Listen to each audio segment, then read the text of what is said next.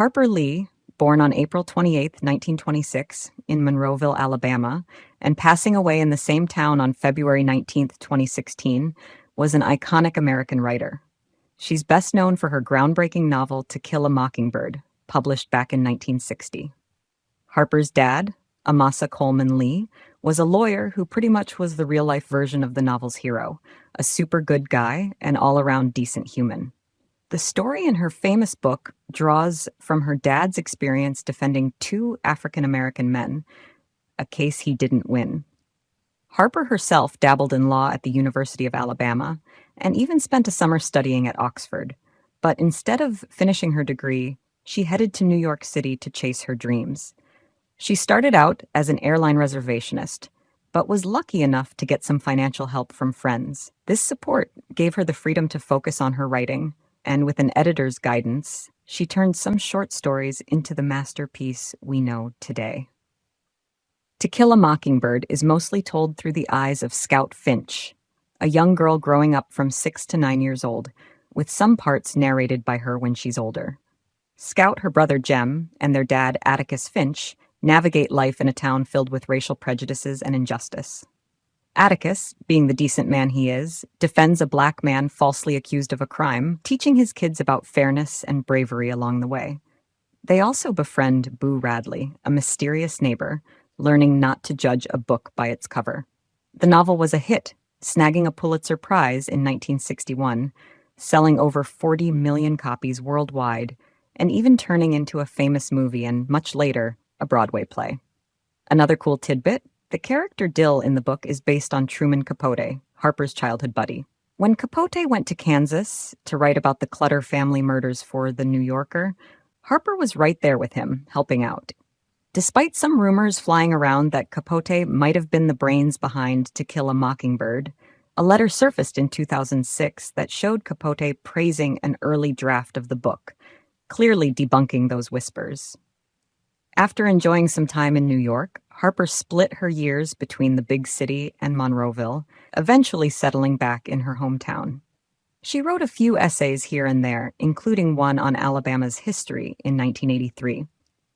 In 2015, Go Set a Watchman was published, a sort of sequel to Mockingbird that she actually wrote first, featuring an adult scout visiting her dad back in Alabama. Harper Lee's contributions to literature and American culture were recognized when she received the Presidential Medal of Freedom in 2007. What a legend!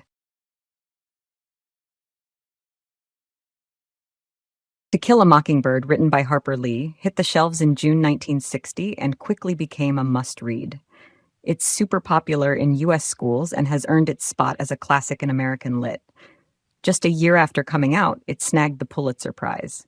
The story, which gives us a peek into Lee's own life in Monroeville, Alabama, around 1936, mixes in bits about her family and neighbors, along with a big event that happened when she was just 10. Despite tackling heavy stuff like racial injustice and rape, the book is loved for its heartwarming moments and humor. Atticus Finch, the dad in the story, is pretty much a hero for lots of readers and a shining example for many lawyers out there. Joseph Crespino, a historian, says it's probably the most read book on race in America, with Atticus Finch being a top figure of racial heroism. The book dives into themes of racism, loss of innocence, and even touches on class, courage, gender roles, and compassion in the South. It teaches important lessons about being tolerant and standing against prejudice. However, it's had its share of controversy and has been challenged a bunch of times for its language and themes. Interestingly, British librarians once said it's even more of a must-read than the Bible. When it first came out, reactions were all over the place. Despite selling loads of copies and being a staple in schools, not too many deep literary discussions were happening about it. Mary McDonough Murphy, who gathered thoughts on the book from various folks, called it an astonishing phenomenon. It even got turned into an Oscar-winning movie in 1962 and has been a play in Harper Lee's hometown since 1990. For the longest time, To Kill a Mockingbird was Lee's only book until Go Set a Watchman came out in 2015, which is sort of a first draft of the famous novel. Lee stayed pretty quiet about her work and avoided the spotlight until she passed away in February 2016.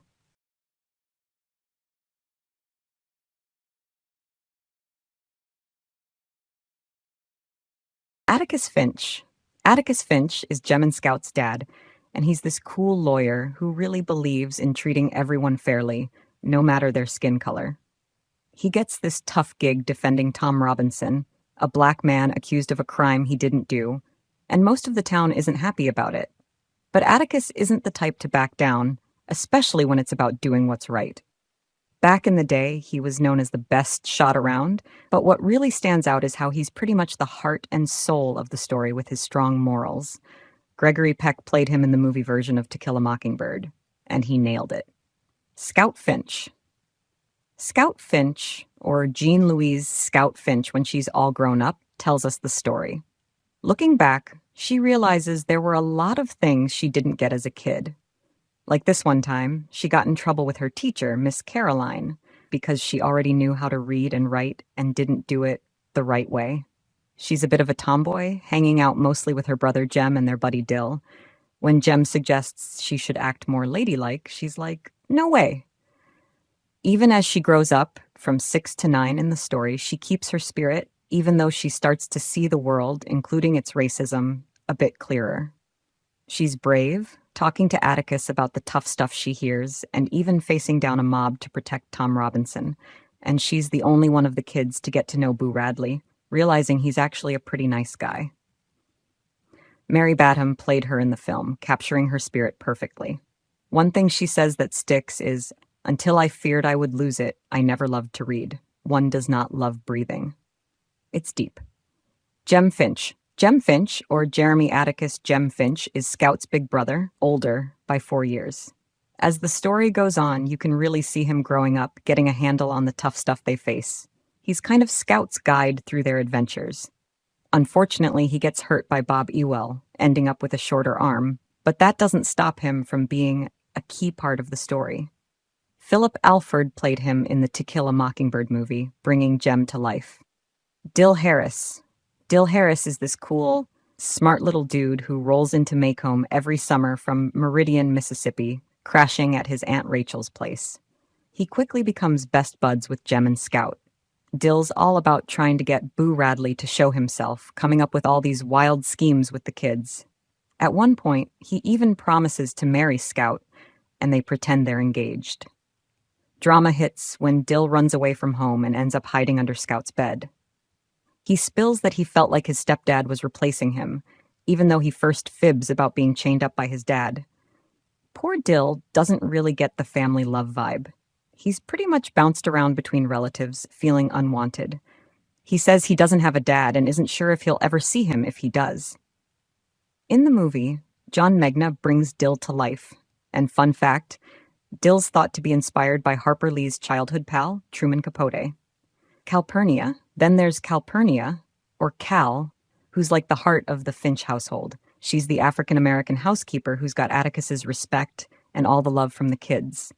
She steps in as a mom figure, especially after their mom passed away, and even taught Scout how to write. Cal's savvy, teaching herself to read and write, which was a big deal.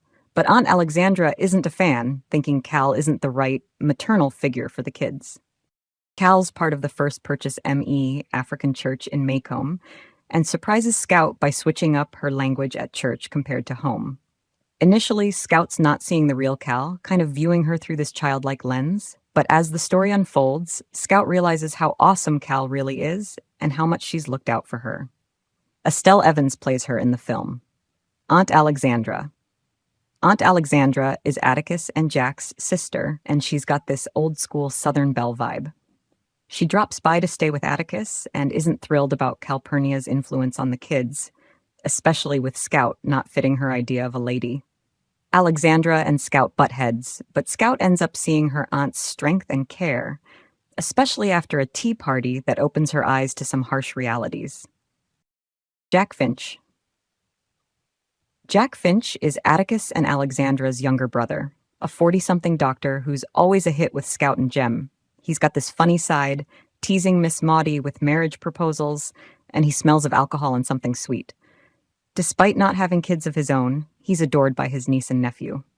Boo Radley.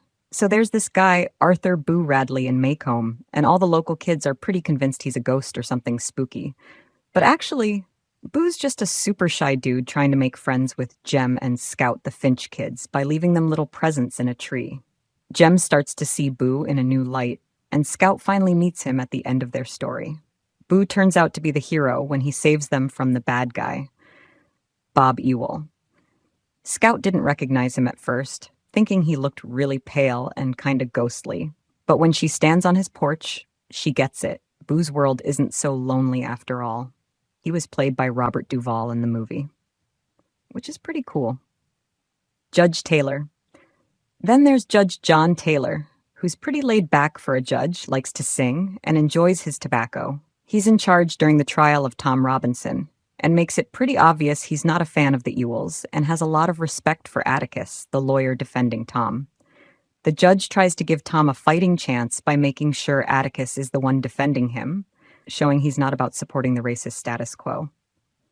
He's played by Paul Fix in the movie version. Tom Robinson. Tom Robinson's the guy at the center of all the drama. He's a black man with a family accused of raping a white woman, Mayella Ewell. Atticus Finch steps up to defend him against a pretty angry mob and uses the fact that Tom's left arm is all messed up from a childhood accident to try and prove his innocence. Tom says he helped Mayella out because he felt bad for her, but the all-white jury can't see past their biases and convict him. Tom tries to escape from prison, but ends up getting shot and killed. Brock Peters played him in the film, bringing the character to life. Bob Ewell. Meet Bob Ewell, the bad guy of To Kill a Mockingbird. He's got a bunch of kids, including Mayella and little Burris, but doesn't do a great job taking care of them since he's too busy drinking away whatever money they get. He blames Tom Robinson, a black man, for something he didn't do, basically because Tom is black and it's easier to get away with it. After Tom's convicted and dies, Bob's pretty happy about it. But losing face at the trial makes Bob want revenge. He starts by grossly spitting in Atticus Finch's face, tries to scare Judge Taylor, and goes after Helen, Tom's widow. His big finale? Trying to knife Atticus's kids, Jem and Scout. But Boo Radley, the mysterious neighbor, comes to the rescue, and Bob ends up dead, with the sheriff saying he fell on his own knife. Mayella Violet Ewell is the eldest of the Ewell clan at 19 and tries to add a little beauty to her life by growing red geraniums outside her rundown home. She's pretty lonely thanks to her family situation and ends up making a move on Tom Robinson because she's so desperate for some kind of connection. This leads to her getting a beating from her dad when he catches them. Her dad then lies to the sheriff, saying Tom attacked her. During the trial, it's pretty clear Tom couldn't have hurt her the way she said, since he's disabled, and her dad's the one who's left-handed. When Atticus treats her with basic decency in court, she's so unused to it, she thinks he's mocking her. She ends up lying, saying Tom hurt her. Colin Wilcox played her in the movie. Miss Maudie. Across the street from the Finch family lives Miss Maudie Atkinson, a widow in her 40s who's all about baking, gardening, and not taking crap from anyone, especially not those foot-washing Baptists who hassle her about enjoying her garden too much. She's been friends with the Finch kids forever, teaching them about their dad's childhood and the world around them without talking down to them. Even when her house catches fire, she's kind of like, well, I wanted a smaller house anyway. She's cool, not buying into the racism around her, and always has time for Scout and Jem, especially when Scout needs a female role model. Miss Maudie is the one who really digs into why it's wrong to harm innocence, adding depth to what Atticus had said about it being a sin to kill a mockingbird.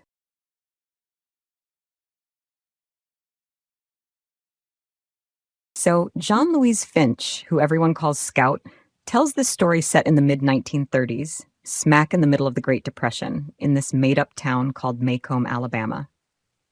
Scout's just 6 when the story kicks off, living with her big bro Jeremy, Jem for short, and their dad Atticus, who's a lawyer and doing the single dad thing since their mom passed away.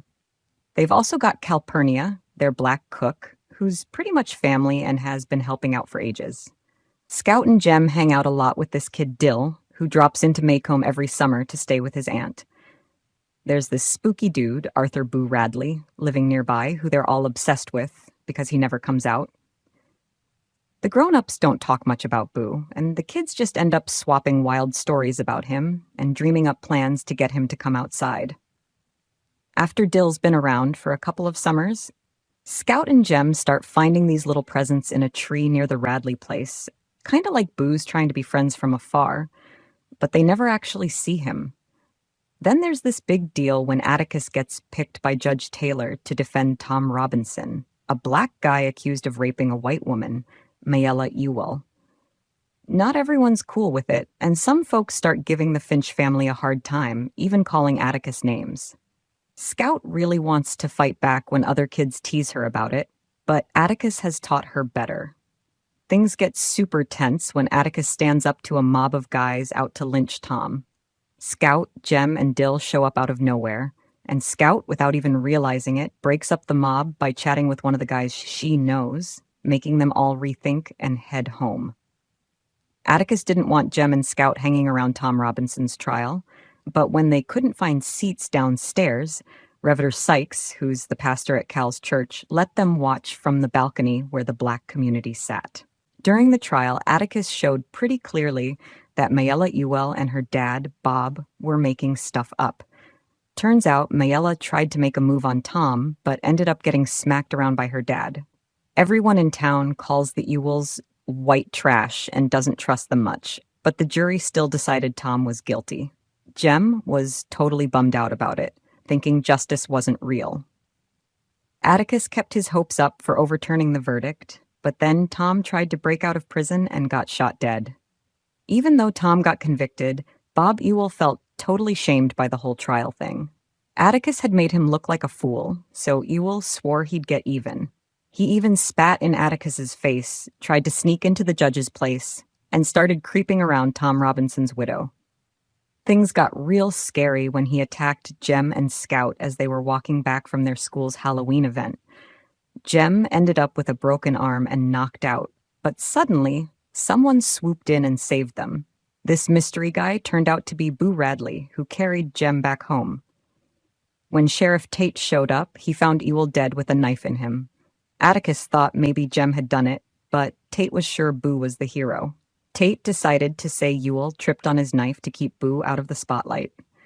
Boo wanted Scout to walk him home, and after she said bye to him at his door, he vanished for good. Standing on Boo's porch, Scout tried to see the world from his eyes.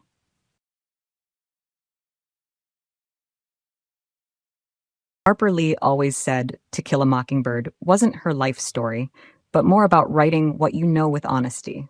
Still, it's hard to ignore how much her own life mirrors Scout's adventures. Lee's dad was a lawyer just like Atticus Finch. He once defended two black guys in a murder case, but after they were unfairly treated, he never handled a criminal case again. Plus, he ran the local paper in Monroeville, kind of like Scout's dad. While Lee's dad wasn't as open-minded as Atticus at first, he got more chill about race stuff as he got older. Scout lost her mom young, and Lee was 25 when her own mom passed away. Lee's mom had some tough mental health issues, which made her kind of distant. Lee also had an older brother who was the real-life Jem. And then there's Dill, who's basically a shout-out to Truman Capote, Lee's childhood BFF. Capote used to spend summers next door, just like Dill, and was known for his wild imagination and storytelling skills. Lee and Capote were both kind of the odd ones out as kids. Lee was this fierce tomboy, and Capote got teased for his big vocab and lisp. They loved making up stories and even used an old typewriter Lee's dad gave them. They were super tight, calling themselves apart people, and even teamed up as adults to investigate a real-life murder case for Capote's book In Cold Blood. The mysterious Radleys down the street from Lee? They're real, too. There was this local family who kept to themselves because their son got into trouble, so they basically hid him away for decades. Tom Robinson's character might be a mix of a few true stories. When Lee was about 10, a black man named Walter Lett was accused of a crime by a white woman near Monroeville, and the whole drama played out in her dad's newspaper. Lett's story ended sadly in prison. Lee also hinted that Tom's troubles kinda echo the infamous Scottsboro Boys case, where 9 black guys were wrongly accused based on super weak evidence. And some folks think Emmett Till, whose tragic death sparked outrage and helped fuel the civil rights movement, influenced Tom's character too. Lee mentioned that while she had something less dramatic in mind, these cases all paint a picture of the deep-seated racism in the South.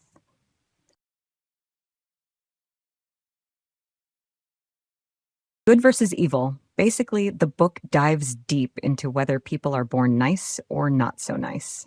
It follows Scout and Jem, 2 kids who start off believing everyone's good because they've never really seen the bad side of life. As they grow up, they face some harsh realities, like racism and injustice, that make them question everything. People like Tom Robinson and Boo Radley, who are just minding their own business, get caught up in all the evil because they're not ready for it. Scout somehow keeps her hope in humanity, but Jem, not so much. He's pretty bummed out by how cruel people can be. Atticus Finch, their dad, is the moral compass of the story. He's seen the worst of people, but still believes in the goodness inside them. He's all about understanding and sympathy, and he tries to teach his kids to see the world from other people's shoes. Moral education. The whole story is a bit like Scout's journey on learning right from wrong, mainly through her dad's guidance. Atticus is like the ultimate teacher, showing by example how to be empathetic and understanding, unlike some of the school teachers Scout deals with, who just don't get it. Social inequality. The book also gets into the messy social ladder of Maycomb, where everyone has a place that's pretty much based on their family background and race. The Finches are up top, but even within the white community, there's a pecking order. And at the very bottom, the black community, who, despite being awesome, are treated the worst. This setup shows just how illogical and harmful social divisions can be. Prejudice. A big chunk of the story is about battling racism. The town's split between those who are racist and those who aren't. Atticus, who's on the good side, puts everything on the line to defend Tom Robinson, a black man falsely accused of a crime. The book peeks into the complexities of living in a racially divided society, though it mainly shows this struggle from the perspective of the white characters. The black characters, when they do get a say, are mostly seen as grateful to the good white folks, which kind of simplifies the whole issue. Law. The trial of Tom Robinson is the centerpiece, highlighting the flaws in the legal system. Even though the trial's conducted by the book, the jury's bias leads to an unfair verdict. It's a critique of the legal process and questions what fair really means. Atticus believes in the law, but also thinks it should be applied with a bit of heart, depending on people's circumstances. Lying. At the heart of the story are 2 big lies. Mayella Ewell falsely accuses Tom Robinson of rape, and then there's the lie about how Bob Ewell dies. These lies show how bending the truth can either hurt or protect people, especially those who are already vulnerable. The story also touches on who gets to lie. Tom can't call out Mayella without serious repercussions because of his race and social standing, whereas Atticus, who's in a position of power, can challenge her accusations. I'd rather you shot at tin cans in the backyard, but I know you'll go after birds. Shoot all the blue jays you want if you can hit 'em, but remember, it's a sin to kill a mockingbird. That was the only time I ever heard Atticus say it was a sin to do something, and I asked Miss Maudie about it. "Your father's right," she said. "Mockingbirds don't do one thing but make music for us to enjoy. They don't eat up people's gardens, don't nest in corn cribs, they don't do one thing but sing their hearts out for us. That's why it's a sin to kill a mockingbird." People in their right minds never take pride in their talents. They're certainly entitled to think that, and they're entitled to full respect for their opinions. But before I can live with other folks, I've got to live with myself. The one thing that doesn't abide by majority rule is a person's conscience. I wanted you to see what real courage is, instead of getting the idea that courage is a man with a gun in his hand. It's when you know you're licked before you begin, but you begin anyway and see it through no matter what. You rarely win, but sometimes you do. Folks don't like to have somebody around knowing more than they do. It aggravates them. You're not going to change any of them by talking right. They've got to want to learn themselves. And when they don't want to learn, there's nothing you can do but keep your mouth shut or talk their language. Calpurnia. I'm no idealist to believe firmly in the integrity of our courts and in the jury system. That is no ideal to me. It is a living, working reality. Gentlemen, a court is no better than each man of you sitting before me on this jury. A court is only as sound as its jury, and a jury is only as sound as the men who make it up.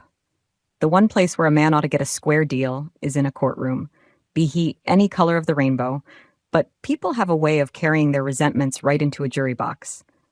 As you grow older, you'll see white men cheat black men every day of your life. But let me tell you something, and don't you forget it. Whenever a white man does that to a black man, no matter who he is, how rich he is, or how fine a family he comes from, that white man is trash. Atticus was right. One time he said you never really know a man until you stand in his shoes and walk around in them. Just standing on the Radley porch was enough. Jean Louise Finch.